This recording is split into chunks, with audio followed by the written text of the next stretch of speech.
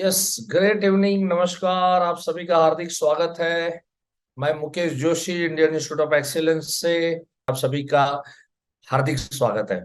आज बहुत अच्छा टॉपिक है और मुझे ऐसा लग रहा है कि अगर ऑब्जेक्शन हैंडल में हम मास्टर हो जाए तो this is the right time कि सितंबर, अक्टूबर, नवंबर एंड दिसंबर, ये 4 महीने हमारे पास है और 4 महीने में हमारी एमडीआरटी की जर्नी जो है वो सक्सेसफुल हो सके। देखो, ऑब्जेक्शन जो है ना, उसको टैकल करने के लिए मैंने 2 लाइन यहां पर लिखी है कि भगवान अकेला मेरी जिंदगी की कहानी का लेखक नहीं है, हम भी इस कहानी के सह लेखक हैं।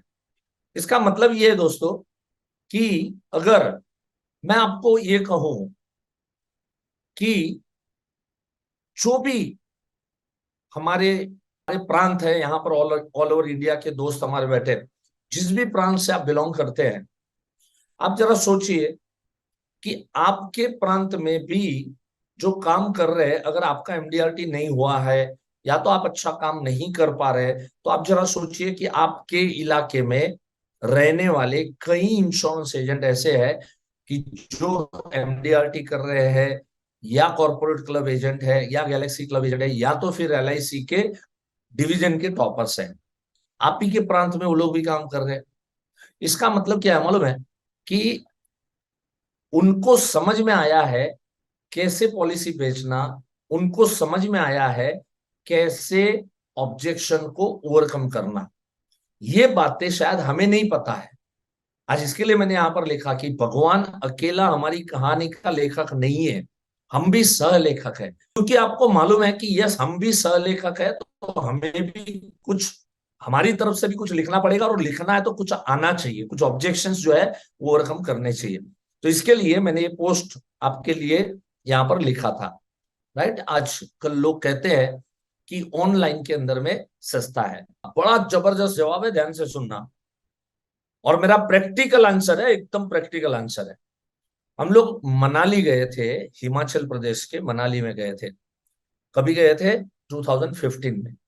अब देखो, सीन कुछ ऐसा हुआ कि 3 बजे की हमारी बस थी, जो सुबह में करीब 5:30-6 बजे दिल्ली में उतारेगी। वॉल्वो किया था हम लोगों ने वहां से। और उसी दिन मैंने 9 बजे से मेरी एक क्लास लगाई हुई थी दिल्ली में, फुल डे की। अभी हुआ ये कि जब हम 3 बजे पहुंचे वहां पे, तो लंबी लाइन लगी थी और पैसेंजर ज्यादा दिख रहे हैं, बस एक ही नजर आ रही, वॉल्वो एक ही पड़ी हुई है। एक कंडक्टर जैसा आदमी आया और सबके हाथ में टिकट, लाओ चलो लाइन में आ जाओ, लाइन में आ जाओ। टिकट देख के किसी को बोल रहा है जाओ इस बस में 11-12 नंबर पे बैठ जाओ, और किसी की टिकट देख के बोल रहा है आपकी बस रात के 10 बजे है। बोले 10 बजे नहीं, 3 बजे इसमें लिखा है। नहीं नहीं, वो लिखा है 3 बजे, लेकिन आपकी जो बस है वो चंडीगढ़ में खराब हो गई है, तो अभी रिपेयरिंग हो रही है और आते आते उसको 10 बज जाएंगे।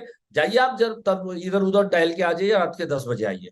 कोई पैसेंजर आया इस बस में, कोई पैसेंजर आया, जाओ 10 बजे। कोई पैसेंजर आया इस बस में, कोई पैसेंजर 10 बजे। अब मेरा नंबर आते आते मैं पूरा टिकट पढ़ लिया कि ये आदमी पढ़ता क्या है, इसमें कहाँ लिखा है, इसमें कोई बस नंबर नहीं लिखा है, कुछ नहीं लिखा है। तो ये कहाँ से ये पढ़ रहा है, और वो कह रहा है कि कुछ लोग इसमें बैठेंगे, कुछ लोग 10 बजे की बस में जाएंगे।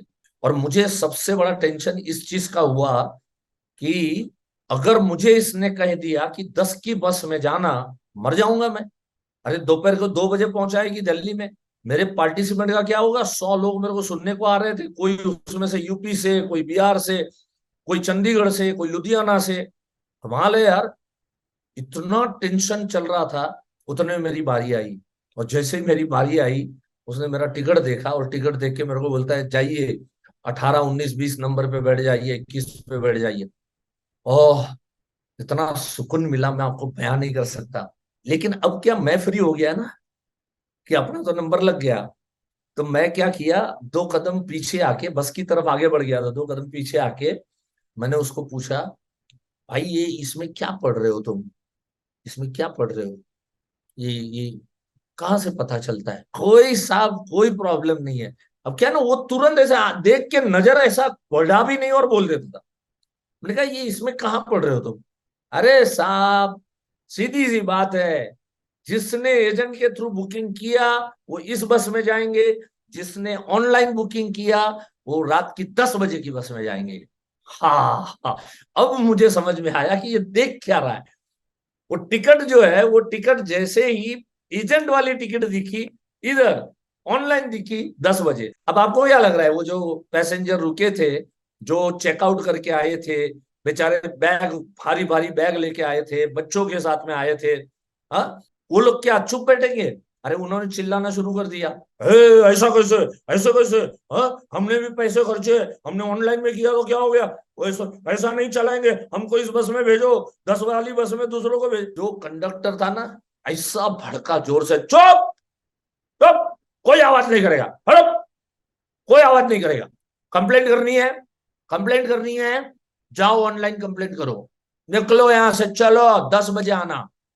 कि, कि सबकी बोलती बंद, करो अभी ऑनलाइन कंप्लेंट करो, ऑनलाइन, है ना, ऑनलाइन में कैसे कंप्लेंट करेंगे?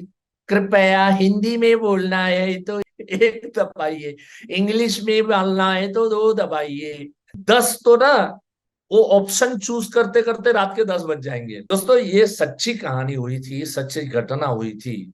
ये समझा के ना पार्टी को हम ये बोल सकते हैं कि आज उस बस वाले ने ऑनलाइन वाले को बेशर्म होके उसने कह दिया, जाओ जो करना है कर लो।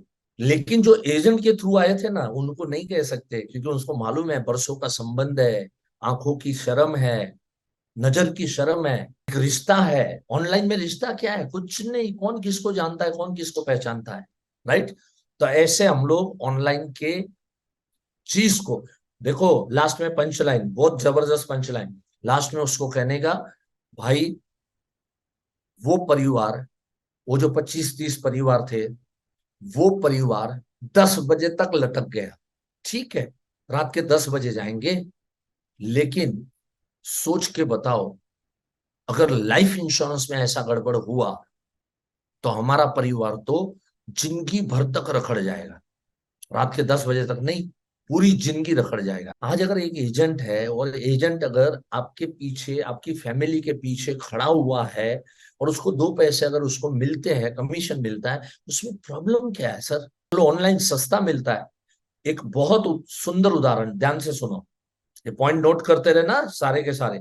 सुंदर उदाहरण, आप उसको कहो, सर आपको मालूम है कि क्लेम सेटल करने के लिए, आपका अगर डेथ क्लेम आया तो क्लेम सेटल करने के लिए कौन से फॉर्म्स लगते हैं, कौन से डॉक्यूमेंट्स लगते हैं, और हर तरह अलग अलग मौत होती है। कोई बीमारी से मरता है, कोई बीमारी से घर में मरता है, कोई अस्पताल में मरता है, कोई एक्सीडेंट से मरता है, कोई एक्सीडेंट पे ऑन द स्पॉट मरता है, कोई एक्सीडेंट के अंदर में अस्पताल में एडमिट होने के बाद मरता है, कोई अस्पताल में एडमिट होने के 1 घंटे के अंदर मरता है, एक 24 घंटे के अंदर मरता है, कोई हॉस्पिटल में एडमिट होने के बाद 24 घंटे के बाद मरता है। हर बार अलग अलग पेपर्स, अलग अलग डॉक्यूमेंट्स लगते हैं। Do you know anything about claim settlement? कुछ भी मालूम है आपको? कोई भी पार्टी क्या कहेगी, ये तो पता ही नहीं मुझे। अगर सर कुछ भी मालूम नहीं है, आपको नहीं मालूम है, तो आपका क्लेम सेटल करने के लिए आप तो जाने वाले ही नहीं है। जब आपको कुछ मालूम नहीं है, जो बीमा खरीद रहा है उसको नहीं मालूम है, तो हमारी वाइफ को क्या पता चलेगा बेचारी को? तो ये इस तरीके से हम समझा सकते हैं, राइट? और अच्छी बातें सीखने के लिए जिसने बेसिक नहीं किया, 3 दिन के लिए मेरे सामने आके बैठ जाना, राइट? और इसमें बहुत सारी चीजें, मैं बेसिक कोर्स में आपको 50 करोड़ तक की पॉलिसी विदाउट एनी ऑब्जेक्शन कैसे बेचना मैं आपको सिखाता हूँ। सब आएगा उसमें, छोटी बड़ी पॉलिसी सारी, ऐसे ऐसे एग्जांपल्स आपको 3 दिन के बेसिक कोर्स के अंदर में मिलेंगे। आज मैं आप लोगों को आसानी से कन्विंस क्यों कर लेता हूं? कोर्स करो, कोर्स जरूरी है, कोर्स में आना पड़ेगा, जिंदगी संवारना पड़ेगा। मेरा खुद का जिंदगी इस कोर्स से बना है, इसी संस्था ने मेरी जिंदगी बनाई है।